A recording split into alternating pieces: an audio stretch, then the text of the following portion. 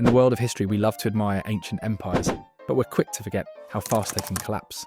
And no civilization shows this better than Rome, an empire that ruled for over 1,000 years, and then crumbled spectacularly. Today, we're diving into the rise, the power, the greed, and the massive downfall of the Roman Empire. Rome didn't start as an empire.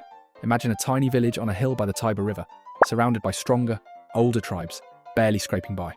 Yet somehow this tiny spot became the seed of the greatest empire the world had ever seen. Rome didn't just survive, they learned from every loss, came back stronger, and refused to quit.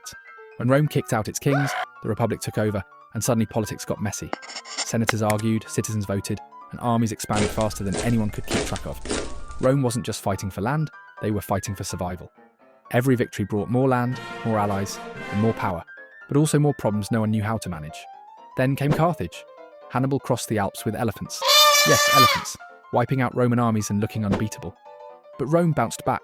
They rebuilt, regrouped, and eventually crushed Carthage completely, proving one thing: Rome doesn't quit. Once their rival fell, Rome became the undisputed master of the Mediterranean, and everyone else had to take notice. Power brings corruption. The Republic couldn't handle its own size. Generals gained more influence than senators. Politicians bribed each other like it was a game, and chaos was everywhere. Julius Caesar rose through it all, popular, unstoppable, and too powerful. The Senate panicked and did what they thought was smart: stabbed him. 44 BCE, classic betrayal. But instead of saving Rome, it tore the Republic apart. Civil wars erupted like a never-ending wildfire until Caesar's adopted son Octavian took control. He became Augustus, Rome's first emperor, and ushered in the Golden Age. Roads, aqueducts, arenas, ports, armies, everything expanded to insane levels.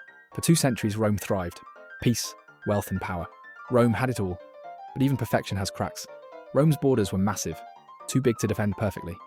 Emperors came and went, some smart, some insane, and corruption drained the empire from the inside. The economy groaned under endless military campaigns, public spending, and inflation.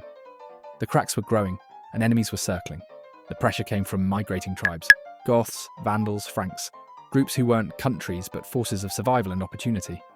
Add political instability, civil wars, and a fragile economy, and suddenly Rome wasn't unbeatable. It split into East and West. The East survived for centuries. The West collapsed quietly. In 476 CE, the last Western emperor was deposed, and the empire that ruled for over a millennium was gone. Rome didn't fall overnight.